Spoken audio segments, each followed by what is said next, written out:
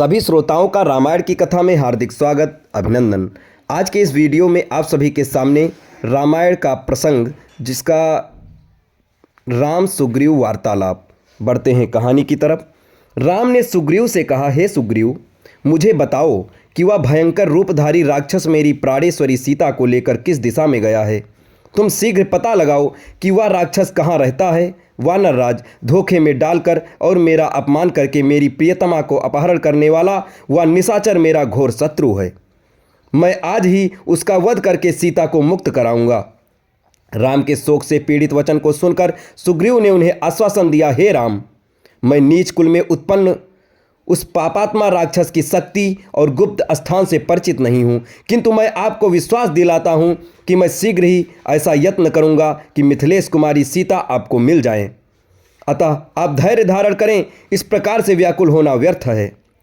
व्याकुल होने पर मनुष्य की बुद्धि गंभीर नहीं रह पाती। आपको इस प्रकार से अधीर होना शोभा नहीं देता। मुझे भी पत्नी के विरह का महान कष्ट प्राप्त हुआ है, तथापि मैं पत्नी के लिए निरंतर शोक नहीं करता। जब मैं वानर होकर धैर्य धारण कर सकता हूँ, तब तो आप नर हैं, महात्मा हैं, सुशिक्षित हैं। आप मुझसे भी अधिक धैर्य धारण कर सकते हैं। मैं आपको उपदेश नहीं दे रहा हूँ, सिर्फ मित्रता के नाते आपके हित में सलाह दे रहा हूँ। सुग्रीव की बात सुनकर राम नेत्रों से अश्रु पोंछ कर बोले, हे वानरेश, तुमने वही किया जो एक स्नेही और हितैषी मित्र को करना चाहिए। तुम्हारा कार्य सर्वथा उचित है। हे सखे, तुम्हारे इस आश्वासन ने मेरी चिंता को दूर करके मुझे स्वस्थ बना दिया है। तुम जैसे स्नेही मित्र बहुत कम मिलते हैं। तुम सीता का पता लगाने में मेरी सहायता करो और मैं तुम्हारे सामने ही दुष्ट वाली का वध करूंगा। उसके विषय में तुम मुझे सारी बातें बताओ। विश्वास करो, बाली मेरे हाथों से नहीं बच सकता। राम की प्रतिज्ञा से संतुष्ट होकर सुग्रीव बोले, हे रघुकुलमणि, बाली ने मेरा राज्य और मेरी प्यारी पत्नी मुझसे छीन ली है।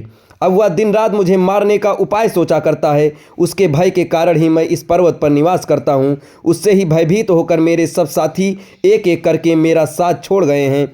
अब ये केवल 4 मित्र मेरे साथ रह गए हैं। बाली अत्यंत बलवान है, उसके भय से मेरे प्राण सूख रहे हैं।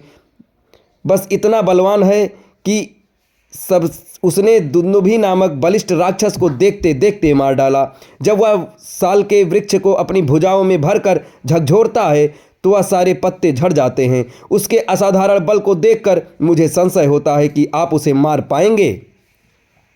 सुग्रीव की आशंका को सुनकर लक्ष्मण ने मुस्कुराते हुए कहा, हे सुग्रीव, तुम्हें इस बात का विश्वास कैसे होगा कि श्री रामचंद्र जी बाली को मार सकेंगे। ये सुनकर सुग्रीव बोला, सामने जो साल के 7 वृक्ष खड़े हैं, उन 7 को एक एक करके बाली ने सीधा बींधा है। यदि राम इनमें से एक को भी बींध दें तो मुझे आशा बंध जाएगी। ऐसे बात नहीं है कि मुझे राम की शक्ति पर पूर्ण विश्वास नहीं है, किंतु मैं केवल बाली से भयभीत होने के कारण ही ऐसा कह रहा हूँ। सुग्रीव के ऐसा कहने पर राम ने धनुष पर प्रत्यंचा चढ़ाई और बाण से छोड़ दिया, जिसने भीषण टंकार करते हुए एक साथ 7 साल वृक्षों को और पर्वत शिखर को भी बींध डाला। राम के इस पराक्रम को देखकर सुग्रीव विस्मित रह गया और उनकी भूरी भूरी प्रशंसा करते हुए बोला, प्रभु, बाली को मारकर आप मुझे अवश्य ही निश्चिंत कर देंगे।